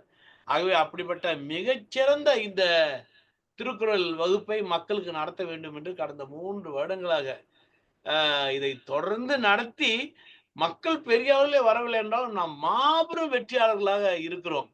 ஏனெனில் இதை தொடங்குகின்ற பொழுது மிக பிரம்மாண்டமாக நாம் தொடங்கினோம். நம்முடைய புண்ணியமூர்த்தி ஐயா அவர்கள் எல்லாம் தொடக்கி வைத்து நிகழ்ச்சியை தொடங்கினார்கள். இடையிலே பலவிதமான பிரச்சனைகள் நாங்களும் சந்திப்போம். ஆனாலும் இது தொடர்ந்து நடத்த வேண்டும் என்று நினைத்த பொழுதுதான் கனிமொழி ஐயா கை கொடுத்தார்கள். அதை நாம் இன்று தொடர்ந்து நடத்தி 1330 திருக்குறளை முடித்திருக்கிறோம் என்பது மிக சிறப்பு. சாந்தா அம்மா அவர்களுக்கு இந்த நேரத்தில் நான் ஒரு ஏற்பாட்டாளர் அடிப்படையிலே நன்றி சொல்ல வேண்டிய கடப்பாடு எனக்கு இருக்கிறது. சாந்தா அம்மா அவர்கள் நமக்கு ஒரு நெறியாளர் தேவைப்படுகிறது. அவர்களிடம் சொல்லிவிட்டால் அவர்களும் நம்மை போல ஒருவர். ஒன்றை ஒத்துக்கொண்டால் யாகா வாராயணம் ஆகாக்க காவாக்கார் என்பது போல ஒன்றை ஒத்துக்கொண்டால் அதிலே மாறுபடாதவர். அவர் இந்த திருக்குறள் வகுப்பு முடிகின்ற வரை அவர் கூட இருந்தார் என்பதெல்லாம் மிக சிறப்பு. துர்கா அவர்களுக்கு நான் நிச்சயமாக நன்றி சொல்ல கடமைப்பட்டிருக்கிறேன். என்றால் இந்த திருக்குறள் வகுப்பு கொஞ்சம் சிறப்பாக, அழகாக, கவர்ச்சியாக, கலகலப்பாக இருக்க வேண்டும் என்பதற்காக நிகழ்ச்சியின் முதலிலே அவர் அது பாடல்கள் எல்லாம் ஒளிபரப்பி அந்தந்த தலைப்புக்கேற்ற பாடல்களை அவர் தேர்ந்தெடுத்து அவர் வயதுக்கு ஏற்ப நானெல்லாம் கேட்காத பாடல்கள்லாம் ஒரு ஒளிபரப்பி மிக சிறப்பு சேர்த்திருக்கிறார். அந்த வகையிலே நிகழ்ச்சியிலே தவறாமல் நம்ம கிருஷ்ணன் ஐயா எல்லாம் வாரம் வந்து விடுகிறார். அவருக்கெல்லாம் நன்றி. இங்கே நவனி அவர்கள் நிறைய வேலையில் இருந்தார். ஆனாலும் இன்று கடைசி நாள் நவனி அவசியம் வாருங்க வந்திருக்கிறார். அதே போல மனமுடைய ஐயா அங்கு இருக்கிறார்கள். ஆகவே நீங்கள் எல்லாம் இங்கே பேசுவதற்கு முன்னம் முதலில் நம்முடைய புண்ணியமூர்த்தி ஐயா அவர்களை ஒரு சில வார்த்தைகள் சொல்லுமாறு இங்கே அன்போடு கேட்டுக்கொள்கிறேன். ஐயா அன்மியூட் பண்ணுங்க, சொல்லுங்க. அதற்கு முன்பு ஒரு பாராட்டுங்க சார். நமது வணக்கம் ஐயா திரு புண்ணியமூர்த்தி ஐயா அவர்களுக்கு. அதாவது என்னை பொறுத்தவரையில் அவர் 2வது திருவள்ளுவர் பெருந்தகை. நான் அப்படித்தான் அவரை கூறுவேன். நன்றிங்க ஐயா. வாருங்கள் தலைவர்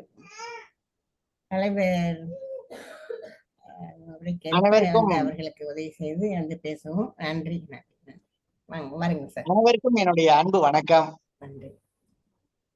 இந்த நிகழ்ச்சியினுடைய தலைவர் மரியாதைக்குரிய ஐயா ரேகோ ராஸ் அவர்களே, இங்கே நெறியாளராக இருக்கின்ற சாந்தா அவர்களே, மற்றும் இந்த நிகழ்ச்சியை 51 வாரம் நான் நடத்தி கொண்டு வந்த பொழுது பணிச்சுமை காரணமாக என்னால் தொடர்ந்து நடத்த முடியாமல் போன பொழுது கம்பார் கனிமொழி ஐயா அவர்கள் ஈடுபட்டு இன்றைக்கு இந்த 133 அதிகாரத்தையும் கொஞ்சம் கூட தொய்வில்லாமல் அதை தொடர்ந்து நடத்தி முடித்து நமக்கெல்லாம் ஒரு பெருமையை சேர்த்திருக்கிறார்கள்.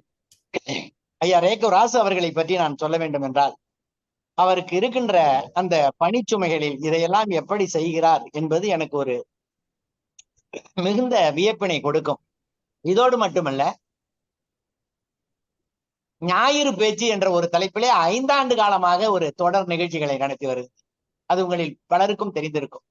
ஆகவே அந்த எடுத்துக்கொண்ட முயற்சியில் சற்றும் பின்வாங்காது, மனம் தளராது, அந்த திருக்குறள் காட்டிய நெறிப்படியே அவர் வாழ்ந்து வருவது உண்மையிலேயே அவர் என்னுடைய நண்பர் என்பதற்காக சொல்லவில்லை, எனக்கு மிக பெருமையாக இருக்கிறது. எண்ணியாங்கு எய்துவர் எண்ணியர் திண்ணியராக பெறின் என்று சொன்ன வள்ளுவ பெருந்தகையின் வாக்குப்படி அவருடைய அந்த செயல்பாட்டை முழுவதுமாக செய்து இந்த திருக்குறள் வகுப்பு நிகழ்ச்சியை இன்றைக்கு நிறைவு செய்திருக்கிறோம். நான் பல வேளைகள் வெளியில் இருந்தும் இன்றைக்கு இந்த நிறைவு நிகழ்ச்சியில் கண்டிப்பாக கலந்து கொள்ள வேண்டும். ஏனென்றால் இந்த நிகழ்ச்சியை துவக்கி 2.5 ஆண்டுகளுக்கு முன்னால் இந்த நிகழ்ச்சியை துவக்கி வைத்து ஒரு 51 வாரங்கள் தொடர்ந்து இதிலே பயணித்தவன் என்ற அந்த முறையிலே ஆர்வத்தோடு வந்து உங்களோடு கலந்து கொள்ள வேண்டும் என்ற அந்த ஆவலில் வந்தேன். மன நிறைவோடு அமர்ந்திருக்கிறேன். ஐயா தலைவர் ரேகோ ராசு அவர்களின் அனுமதியோடு, அம்மா சாந்தா அவர்கள் அனுமதியோடு ஒரே ஒரு செய்தியை சொல்லி நான் நிறைவு செய்கிறேன். என்னவென்றால், இந்த திருக்குறள் வகுப்பை நான் தொடங்கும் பொழுது முதல் திருக்குறளுக்கு ஒரு கவிதையை சொல்லி தொடங்கினேன். அதே போல இன்றைக்கு நாம் நிறைவு செய்திருக்கிறோம் 1330வது குறள். அந்த குறட்பாவுக்கான விளக்கத்தை ஐயா கனிமொழி ஐயா அவர்கள் சொன்னார்கள். ஆனால் நான் ஒரு கவிதை எழுதுகின்ற ஆர்வம் உள்ளவன் என்பதால் அந்த திருக்குறளுக்கு ஊடுதல் காமத்திற்கு இன்பம், அதற்கு இன்பம் கூடி முயங்க பெறின் என்று வள்ளுவர் சொல்லிய அந்த திருக்குறளுக்கு ஒரு எளிமையான ஒரு பாடலை 4 வரியிலே நான் எழுதியிருக்கிறேன். அது கல்லூரி மாணவர்களுக்கு பாடமாக கூட இருக்கிறது, ஐயாவுக்கு தெரியும். அந்த பாடலோடு என்னுடைய உரையை நான் நிறைவு செய்ய எண்ணுகிறேன். அந்த திருக்குறளுக்கு நான் எழுதிய கவிதை விளக்கம்: என்னிடம் நீ கொண்ட பொய் கோபம் பெண்ணே இன்பம் தர பெரு முன்பனமே. என்னிடம் நீ கொண்ட பொய் கோபம் பெண்ணே இன்பம் தர பெரு முன்பனமே. காமச்சுவை கொள்ள வேண்டி என்றோ கோபம் காட்டுகின்றாய் என்னை வாட்டுகின்றாய். காமச்சுவை கொள்ள வேண்டி என்றோ என் கோபம் காட்டுகின்றாய் என்னை வாட்டுகின்றாய். கோபமும் ஓர் வகை இன்பம் அடி உன்னை கூடிடும் இன்பம் அதற்கதிகம். கோபமும் ஓர் வகை இன்பம் அடி உன்னை கூடிடும் இன்பம் அதற்கதிகம். ஊடுதல் ஆரம்ப பள்ளி என்றால் உன்னை கூடுதல் பட்ட படிப்பாகும்.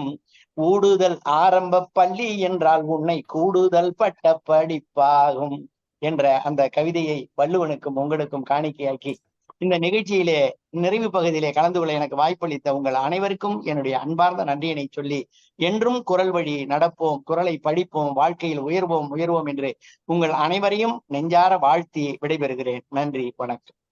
நன்றி. இந்த முதல் விழா எவ்வளவு மகிழ்ச்சியாக இருந்ததோ அதற்கு நிகராக அதனினும் சிறப்பாக இந்த நிறைவு விழாவிலே நீங்கள் உரையாற்றியது மிகவும் பெருமையாக, மகிழ்ச்சியாக, மன நிறைவாக இருக்கிறது.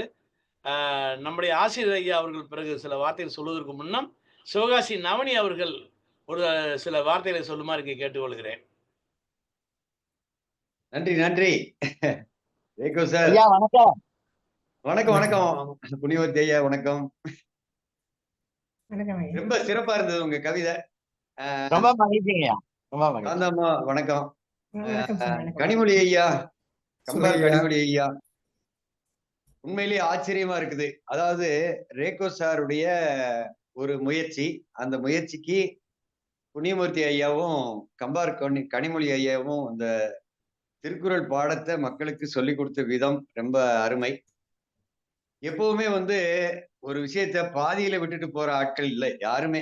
இங்க யாருமே செஞ்சோம் சில காரணத்தை சொல்லிட்டு அதனால இந்த நிகழ்ச்சியை தொடர்ந்து நாங்க நடத்த முடியலன்னு சொல்லிட்டு போறதுக்கான சந்தர்ப்பங்கள் 1000 வந்தாலும் அதையெல்லாம் விட்டொழிச்சு இங்க தொடர்ந்து நடத்திட்டு இருந்த இந்த நிகழ்ச்சி நெறியாளர்களும் நிகழ்ச்சி ஏற்பாட்டாளர்களும் திருக்குறள் ஆசிரியர்களும் ஒத்துழைத்து, முதல்ல நம்ம ஐயா மலையரசன் அவர்களை மறக்க முடியாது. ஆரம்பத்துல அவருடைய தொகுப்பு எல்லாமே ரொம்ப சிறப்பா இருந்தது. இதுல நேரம் மேலாண்மை ரொம்ப முக்கியம், அதையும் கடைபிடிச்சு, அதே மாதிரி இந்த நிகழ்ச்சிக்கு வந்திருக்கிறவங்க திருக்குறளை நல்லா கத்துக்கணும், கரெக்டா கத்துக்கணும், அதன்படி நடக்கணும் அப்படிங்கிற பொறுப்புணர்ச்சியோடு சொல்லிக் கொடுத்த ஆசிரியர்கள் அனைவருக்குமே நன்றி சொல்ல நான் கடமைப்பட்டிருக்கிறேன். இதுல நிறைய நிறைய நாட்கள் என்னால வர முடியல. அந்த நாட்கள்லாம் எனக்கு கொஞ்சம் வருத்த தராம இல்லை.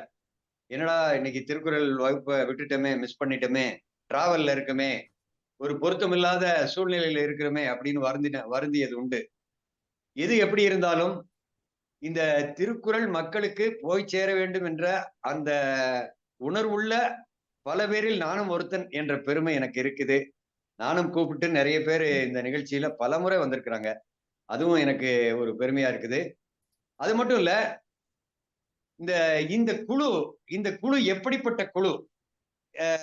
ஒரு ஒரு லாப நோக்கமே இல்லாம மக்கள் நலமடைய வேண்டும் என்ற ஒரே நோக்கமாக ஒரு நல்ல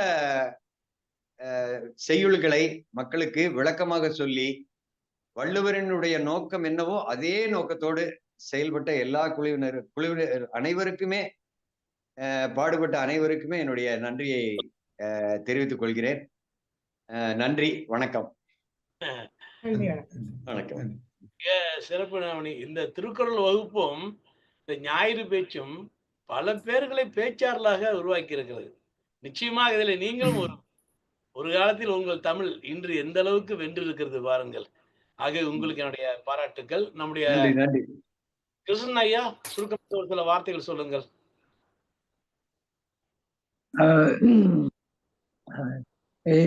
இங்குள்ள அனைவருக்கும் நன்றி. திரு ரேகோ ராசா அவர்கள் ஏற்பாட்டாளர் சிரமம் பாராது வார வாரம் இங்க இல்லாட்டி கூட நிகழ்ச்சியை நடைபெறு செய்ததுக்கு ரொம்ப நன்றி. யாரு வராட்டியும் ஆசிரியர் முன்னால் நின்று அவர் ஒரு தவணை கூட காலத்தை வீணாக்காமல் ரொம்ப அருமையாக வகுப்பை நடத்தியதுக்கு ரொம்ப நன்றி. மேற்கொண்டு சாந்தா அம்மாவுக்கும் நன்றி. புண்ணியமூர்த்தி அவர்கள், திரு புண்ணியமூர்த்தி அவர்களுக்கும் நன்றி. எனக்கு இந்த முக்கியமான பிடிச்சது என்னன்னா, அந்த குரல் வந்து 1289 அந்த காமத்து பால்ல வந்து நான் தேடிக்கொண்டு இருந்த ஒரு விடை கிடைச்சது. அதனால ரொம்ப சந்தோஷம். வாழ்க்கையில வந்து ஊழல் முக்கியம்தான். அதுல வந்து முக்காவாசி பேருக்கு வெற்றியே கொடுத்தது. ஆனா ஒரு சிலருக்கு வந்து வெற்றி என்னை பொறுத்த வரைக்கும் அது தோல்வியாகவே இருந்தது. ஏன் தோல்வி என்று நானா கேட்டுட்டு இருக்கும் போதுதான் ஆசிரியர் மூலியமாக எனக்கு நல்ல விளக்கம் கொடுத்தது. அந்த அந்த குரல் வந்து மலரினும் மெல்லிது காமம் சிலர் அதன் செவ்வி தலைப்படுவார் என்பது. அதாவது காமம் என்பது மலரை விட மென்மையானது. அதன் மென்மை அறிந்தவர்களுக்கு தான் அது நல்லா சிறப்பாக இருக்கும் என்று சொன்னது எனக்கு ரொம்ப பிடித்திருந்தது. அது ஒரு பெரிய ஒரு பாடம் எனக்கு. அது பிறகாவது நம்ம முன்னேறுவோம் என்று இருக்கின்றேன். ரொம்ப நன்றி. ஆசிரியருக்கும் எல்லோருக்கும் நன்றி. வணக்கம். மிக்க நன்றி. நன்றி நன்றி கிருஷ்ணன் ஐயா. நீங்கள் ஒரு வாரமும் தொடர்ந்து வந்து திருக்குறள் மீது நீங்கள் காட்டுகிற அக்கறை, ஒரு அன்பு, அதன் மேல இருக்கிற ஒரு ஆர்வம் நானும் வியப்படைந்திருக்கிறேன். உங்களுக்கு என்னுடைய நன்றி. இப்பொழுது அண்ணா ராமசாமி அவர்களை பேசுமாறு கேட்டுக்கொள்கிறேன். நண்பருக்கு அனைவருக்கும் வணக்கம் ஐயா. வணக்கம் ஐயா. இன்னைக்கு வந்து அந்த ஊடல் உவகை 1333வது அதிகாரத்தை கடைசி குறள் ரொம்ப பிடிச்சிருந்துச்சுங்க எனக்கு. ஊடுதல் காமத்திற்கு இன்பம், அதற்கு இன்பம் கூடி மயங்கப்படும். நான் ரொம்ப கவனிச்சுட்டு வந்துட்டு இருக்கேன். எல்லா விளக்கமும் அக்கா கழட்டி அன்றாட வாழ்வியலுக்கு உகந்த ஒரு உள்ளும் புறமுன்ற மனசும் மனிதனும் அந்த மாதிரி பிரித்து பார்த்து அதை எப்படி கையாளுறதுன்ற வித்திய திருக்குறள் காலகாலமா முன்னே சொல்லி கொடுத்துருக்காரு. முதல் கூட ஐயா சொல்லி கொடுக்கும்போது சொன்னீங்க, இந்த ஊழல் வந்து சண்டையாவே முடிஞ்சிருது. சண்டையா முடியக்கூடாது, உறவுகளும் சரி மற்ற நண்பர்களோட இடத்துலும் சரி. அது ரொம்ப நுட்பமான விஷயமா எனக்கு விளங்குறீங்க இன்னைக்கு. நன்றிங்கய்யா, வாய்ப்பு கொடுத்ததுக்கு எல்லாருக்கும் நன்றி. வணக்கம்.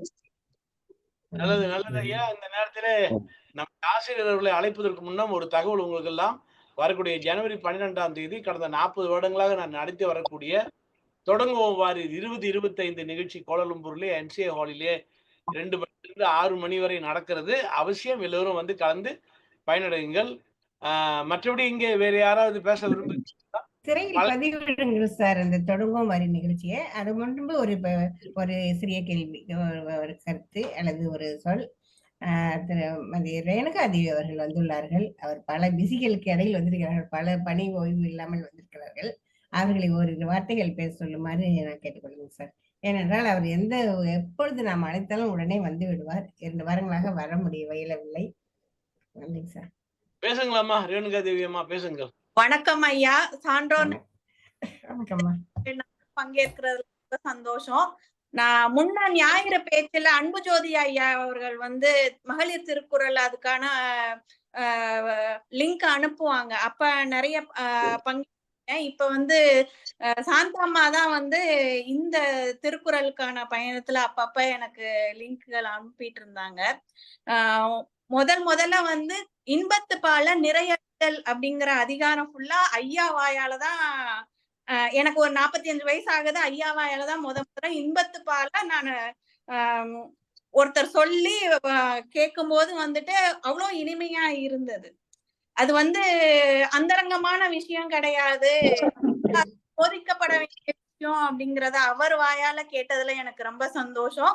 முக்கியமா இந்த முப்பாலோட நிறைவு நாள்ல நானும் பங்கேற்கிறதுல ரொம்ப சந்தோஷம். இந்த 1330வது குறள் முதல்ல நான் முன்னாள் மஸ்கட் வாசி ஒரு ஓமானி அவர்கள் வந்து தாங்கிட்ட வேலை பார்க்கறவங்ககிட்ட தமிழ் கத்துக்கிட்டு ஒரு திருக்குறள் விழா ஒண்ணு நாங்க நடத்தினோம் மஸ்கட்ல. அதுல அவரு சொல்லிதான் 1330வது குறள் அப்படிங்கறத நான் கேட்டுக்கிட்டேன். அதை இன்னைக்கு நிறைவு விழால மத்த பெரியவங்க வாயாலையும் கேட்கறதுல ரொம்ப சந்தோஷம்.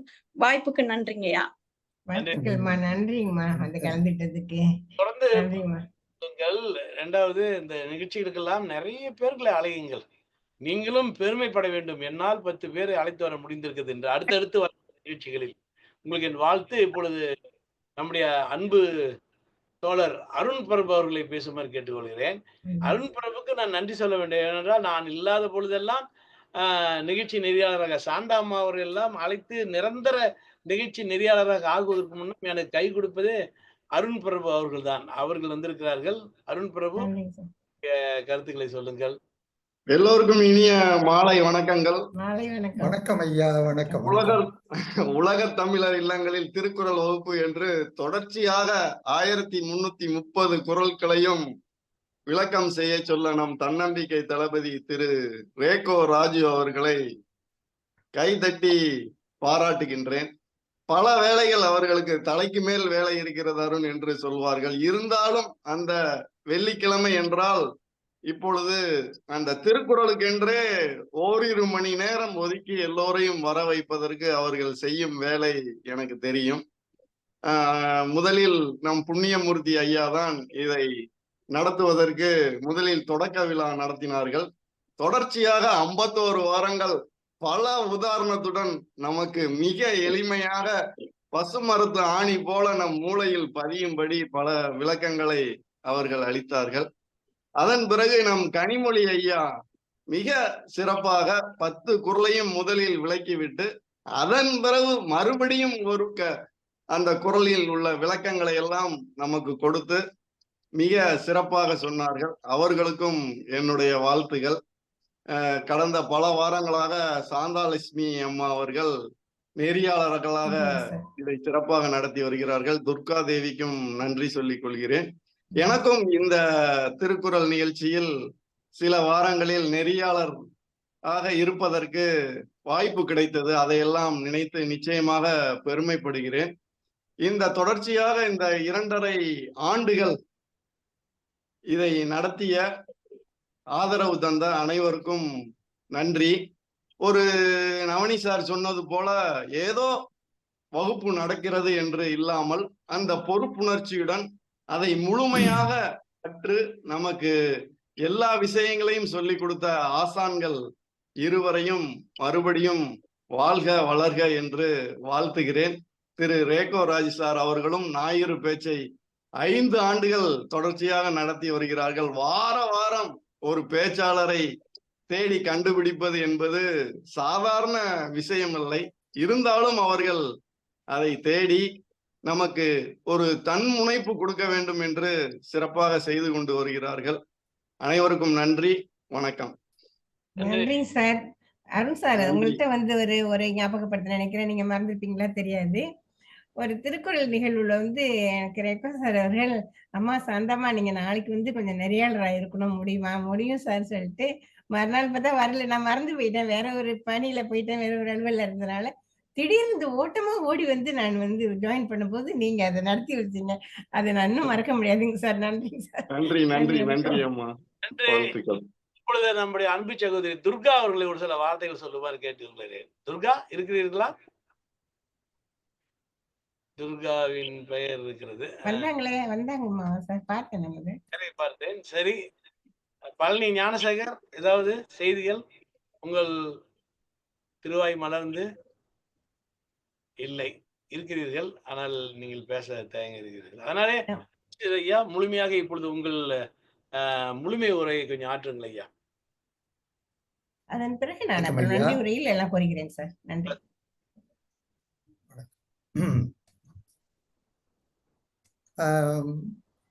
நீங்கள் எல்லோருமே பேசிவிட்டீர்கள், அதை கேட்டுக்கொண்டு தான் இருந்தேன். இத்தனை ஆண்டு இவ்வளவு காலங்களாக தொடர்ந்து இதை பற்றி நாம் பேசிக் கொண்டிருக்கின்ற பொழுது மீண்டும் நான் எதை பேசுவதில் தெரியல. ஆனால் இந்த நிகழ்ச்சியை தொடர்ந்து நீங்கள் நடத்தியது முதல்ல உங்களுக்கு தான் நாங்கள் நன்றி சொல்லணும். ஏனென்றால் இந்த எண்ணங்கள் எல்லாருக்கும் நானும் பல முறைகள்ல பல இடங்கள்ல திருக்குறள் வகுப்பு எடுத்திருந்தேன். ஆனால் முழுமையாக நான் செய்யவில்லை. அங்கங்கே இருந்தா ஒரு அதிகாரங்க ஒரு பால்களோ அல்லது அதிகாரங்களோ அல்லது இயல்களோ என்ற அடிப்படையில வந்து பிரிவாகத்தான் செய்து கொண்டிருந்தோம். ஆனால் முழுமையும் செய்து முடிக்க வேண்டும் என்ற ஒரு ஊக்கத்தை எடுத்துக்கொண்டு இதை முடித்தது உண்மையிலே வந்து மிகுந்த பாராட்டுக்குரியது. அதனால்தான் இறுதியில நான் சில திட்டங்களை போட்டுக்கொண்டு இருந்தபோது வந்து சரி இதை விடுத்து நாம அந்த பகுதிக்கு அந்த பொறுப்பாடோடு முடித்து விட்டு போவோம் என்று எண்ணிக்கொண்டிருக்கின்ற பொழுது அப்புறம் பார்க்கும் பொழுது உங்கள எந்த நிலையில இருந்தீங்கன்னு தெரியல. அப்ப எனக்கு மனம் வந்து ஒப்பவில்லை. ஏதோ இடையில விட்டு போற மாதிரி தெரியுதுன்னு நினைச்சுதான் மீண்டும் வந்து சரிங்க ஐயா, யாரும் வரவில்லை, வருவதற்கான வாய்ப்பில்லை, அவர்களை கூப்பிட முடியவில்லைன்னு சொன்னா நான் அதை முடித்து கொடுத்துட்டு போறேன். ஆனால் அந்த ஒன்று என்னன்னு சொன்னா வந்து ஒரு கிழமைக்கு 2 அதிகாரங்களை சொல்லுகின்ற ஒரு சூழ்நிலை அமைய வேண்டும் என்று உங்களை கேட்டுக்கொண்டேன். முதல்ல வந்து 2 அதிகாரங்கள் எப்படி என்ற ஒரு வினா நமக்கு தோன்றியது. அதை செய்து கொடுப்பேன் என்று சொல்ற அந்த முடிவோடு அப்புறம் வந்தேன். ஏறத்தாழ வந்து 2 அதிகாரங்களை ஒரு கிழமைக்கு என்று வருகின்ற பொழுது 20 குறட்பாக்குள்ள விளக்கங்கள். ஆக விளக்கங்களை பொருளோடு மட்டும் சொல்லுவதாக அமைந்தது. அதுல வந்து ஒரு பயிற்சியை பெற்றேன். அது உங்களுக்கு நான் நன்றி சொல்லணும். 20 திருக்குறளையும் வந்து 40 நிமிடங்களுக்குள்ள முடிக்கிற அந்த ஆற்றல் எப்படி என்னால் அது பெற முடிந்தது என்று நான் நினைக்கும் போது எனக்கே ரொம்ப வியப்பா இருந்துச்சு. முடிந்த வரையிலும் வந்து மற்றவர்கள் கேட்கின்றவர்களுக்கும் பொதுவாக விளங்குவதாக இருந்தது. நான் எண்ணி பார்க்கும் பொழுது எனக்கு அது ஒரு நிறைவை தந்தது. சரி, அதனால எனக்கிட்ட இயல்பாக வந்து இந்த வானொலியில பேசுகின்ற பொழுது அந்த காலத்துக்குள்ள வந்து பேசுவது என்பது அங்கதான் நான் கற்றுக்கொண்டது. ஒரு குறிப்பிட்ட நேரத்தை கொடுப்பார்கள். அந்த நேரத்துக்குள்ள இந்த பொருள் குறித்து பேச விட வேண்டும், அவங்களுடைய வேலை தான். அதே போல அங்க பெற்ற பயிற்சி இங்கே இந்த வகுப்புல வந்து கலந்து கொள்வதற்கு எனக்கு பெரிதும் பயன்பட்டது. அப்பொழுதுதான் வந்து தேவையில்லாத கருத்துக்கள் என்ன என்பதையெல்லாம் எண்ணி பார்த்து அவற்றையெல்லாம் நீக்கிவிட்டு தேவை என்னமோ அதை மட்டும் பேசுவது என்ற ஒரு முடிவு எடுத்து கொண்டு வந்து அது ஓரளவு வெற்றிகரமாக முடிந்தது. அதற்கு வாய்ப்பு கொடுத்ததற்கும் அதை கேட்டவர்களிடத்துல நாம் கேட்கின்ற பொழுது நீண்ட நேரம் அது குறித்து பேசுவதற்கு வரவில்லை என்று சொன்னாலும் இந்த இன்பத்துப்பாலின் போது வரவில்லை என்று சொன்னாலும் தனிப்பட்ட முறையில் என்கிட்ட பேசுகின்றவர்கள் இருக்கின்றார்கள். வருத்தப்படணும், அந்த எப்படி நாங்கள் வந்து பேசுவது என்று தெரியாதான் நாங்கள் சிலர் பேசல. ஆசிரியர்கள்லாம் சிலர் அப்படித்தான் சொன்னாங்க. ஆனாலும் அந்த கருத்துக்கள்ல வந்து விடாமல் அவர்களும் கேட்டுக்கொண்டுதான் இருந்தார்கள். ஏறத்தாழ வந்து இந்த நிலைகள்ல வந்தது. என்னை பொறுத்த வரையிலும் எதையும் எதிர்பார்த்து நாம் செய்யக்கூடாது என்ற உணர்வு நாம் இதிலேயும் நான் எடுத்தேன். கண்டிப்பாக அடுத்து எனக்கு வாய்ப்பு இருந்தால் அடுத்த நிலைகள்ல உங்களுக்கு ஏதாவது திருக்குறளை அடிப்படையாக கொண்டு ஏதாவது செய்ய வேண்டும் என்று ஒரு எண்ணம் இருந்தால் சொல்லலாம். நானும் வாய்ப்பு இருந்தால் வருவேன். வாய்ப்பு இருந்ததில்ல, உருவாக்கி கொள்ளலாம். ஏன்னா நமக்கு சொல்லித்தான் அதை சரிப்படுத்திக் கொள்ளலாம். உருவாக்கி கொண்டு வருவேன் என்று உங்களுக்கு நான் உறுதி கொடுக்கின்றேன்.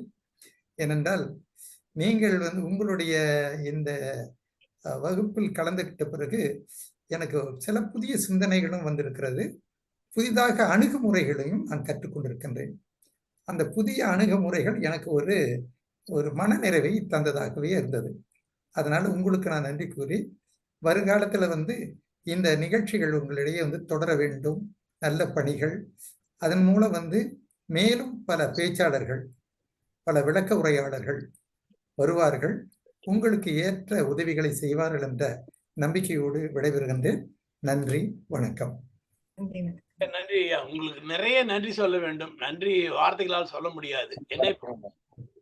எனக்கு என்ன ஒரு பெரிய பெருமிதம், மகிழ்ச்சி, மன நிறைவு என்றால் எத்தனை பேரை நான் பார்த்துக்கிறேன். வாழ்க்கையில் மட்டுமல்ல, பல நிலைகளில், சொந்த தொழில்களில், முயற்சிகளில் தொடங்குவார்கள். இடையில பல பிரச்சனைகள் வரும், அதெல்லாம் பார்த்து விட்டு விடுவார்கள். ஆனால் நாம் அப்படி இல்லாமல் தொடர்ச்சியாக இந்த வகுப்பை நடத்தி முடித்திருக்கிறோம் என்பதில் ஒரு ஒரு இடம் புரியாத பெருமை எனக்கு இருக்கிறது. அன்று கூட எனக்கு சிறந்த பேச்சாளர் என்ற விருதை கொடுத்தார்கள். அப்பொழுது மேடையிலே அறிவித்தார்கள், பல வருடங்களாக திருக்குறள் வகுப்பு நடத்தி கொண்டு வருகிறார். அதுவெல்லாம் எனக்கு பெருமை தானே. இல்லாத ஒன்றை நாம் பெருமையை வாங்கி சூட்டிக் கொள்ள விரும்பவில்லை. ஆகவே காரியங்களை செய்துவிட்டு பெருமை அடைகிறோம். ஆகவே இந்த திருக்குறள் வகுப்பு சிறப்பாக நடந்து முடிந்ததற்கு கனிமொழி ஐயா அவர்களுக்கும் தொடக்கத்திலே இந்த நிகழ்ச்சியை தொடங்கி வைத்து 51 வாரங்கள் இடைவிடாது உரையாற்றிய நம்முடைய கவிஞர் புண்ணியமூர்த்தி ஐயா அவர்களுக்கும் நன்றி சொல்லி விடைபெறுவதற்கு முன், அண்ணா ராமசாமி அவர்கள் நீங்க ஏதாவது பேச விரும்புகிறீர்களா? இல்லைங்க, நன்றிங்க. ஏதோ நீங்க போல இருக்கிறது. இப்பொழுது சாந்தாம்மா ஏதோ ஒரு சில வார்த்தை சொல்ல வேண்டும் சொன்னீர்கள். அந்த சில வார்த்தைகளை சுருக்கமாக சொல்லி இந்த நிகழ்ச்சியை ஒரு நிறைவு செய்து விடுங்கள். எல்லாருக்கும் இனிய நன்றி. எல்லாருக்கும் வணக்கம். உலக தமிழர்கள் அனைவருக்கும் மாலை வணக்கம். உலக தமிழர்கள் இல்லங்களில் தமிழ் திருக்குறள் வகுப்பு என்ற இந்த நிகழ்ச்சி இன்று 133வது அதிகாரம் 1330 குறப்பாடுகளுடன் இன்றுடன் நிறைவு பெறுகிறது. இன்று வரை நமக்கு திருக்குறள் பாடத்தை நன்கு விரிவாக விளக்கமாக அல்லது விரிவாக கற்றுக் கொடுத்த ஆசான்கள் இருவருக்கும், கனிமொழி அவர்களுக்கும் புண்ணியமூர்த்தி அவர்களுக்கும், திருக்குறள் ஆசிரியர்களாகிய அவர்களுக்கு மிக்க நன்றியும் வாழ்த்துக்களையும் பாராட்டுகளையும் தெரிவிக்கும் வகையில் அனைத்து நல்லுள்ளங்களுமே அளித்துள்ளோம். அவர்களுக்கும் எங்களது பாராட்டுக்கள், வாழ்த்துக்கள், நன்றிகள். இதில் நமது தலைவர் அவர்களுக்கு மிக்க நன்றியும் பாராட்டுகளும் வாழ்த்தும் தெரிவித்து, அவர்கள் நமக்காக திருக்குறளை அல்லது திருவள்ளுவர் பெருந்தகையின் குறட்பாக்களை அள்ளி வழங்க செய்து அதற்கு விளக்கங்கள் தெளிவாக புரியும் அல்லது விளக்கும் வகையில் உதவிய நமது தலைவர் ரேகா ஐயா அவர்களுக்கு தலைவணங்கி இருகரம் கூப்பி பணிவன்புடன் நன்றி தெரிவித்துக் கொள்வதோடு இதன் ஆசிரியர்களுக்கும் அன்பு கலந்த நன்றிகளும் வாழ்த்துக்களும், மற்றபடி இங்கு ஒவ்வொரு வாரமும் தவறாமல் வந்து வகுப்பில் கலந்து கொண்ட வருகையாளர்கள், பின்னூட்டம் என்ற ஃபீட்பேக் கொடுத்தவர்கள், கேள்வி கேட்டு புலமை பெற்றவர்கள், அவர்களுக்கும் வாழ்த்துக்களும், அதாவது பாடத்தை நன்கு விளங்கி கொண்டவர்கள் என்றும் எழுதியுள்ளேன். வாழ்த்துக்கள். அவர்கள் வாழ்த்துக்கள் தெரிவித்ததற்கும் நன்றி. நமது நிகழ்ச்சி மேற்பார்வையாளர்கள், திரைக்கு பின்னால் அனைத்து உதவிகள் வேலைகள் செய்து சிறப்பித்த செல்வன் அல்லது குமாரன் அல்லது திரு மிஸ்டர் முகிலன் அவர்களுக்கு மிக்க நன்றி. இதற்கு முன்பு திருக்குறள் வகுப்பில் நெறியாளர்களாகவும் கண்காணிப்பாளர்களாகவும் மற்றும் அனைத்து உதவிகளும் செய்த நல்லுள்ளங்களுக்கும் தலைவர் நன்றி பாராட்டு வாழ்த்துக்களை தெரிவித்துள்ளார்கள் என்பதை அனைவரும் அறிந்து தெரிந்து கொள்ளவும் இன்று இங்கு நாம் பெருமிதம் கொள்வோம் என்று இங்கே குறிப்பிட விரும்புகிறேன். இங்கே ஏதாவது பெயர்கள் அல்லது தங்களது உதவிகளை பற்றி சொல்ல விடுபட்டிருக்கிறது நிறைய. இருந்தாலும் இவ்வளவுதான், ஒரு பேஜ் ஃபுல்லா எழுதியுள்ளேன், இடமும் பற்றவில்லை. ஆகையால் அவர்கள் அனைவரும் யார் யார் பெயர்கள் விடுபட்டதோ அவர்கள் எல்லாம் உதவி செய்து இங்கே தெரியும். அவர்களை சொல்ல விடுபட்டிருந்தால் மன்னிக்கவும். அவர்களுக்கு இன்னும் சிறந்த வாழ்த்துக்களும் பாராட்டுகளும் நன்றிகள். நன்றி. நமது சிறப்பு வருகையாளர் புண்ணியமுத்தையாவுக்கும் மிக்க நன்றி. நன்றிங்க சார். தலைவர்களுக்கு, நமது ஆசான் அவர்களுக்கும், அனைவருக்கும் வருகையாளர்களுக்கும் நன்றியை சொல்லி முடித்துக் கொள்கிறேன். நன்றி, வணக்கம். நன்றி, அனைவருக்கும் நன்றி. ஏதாவது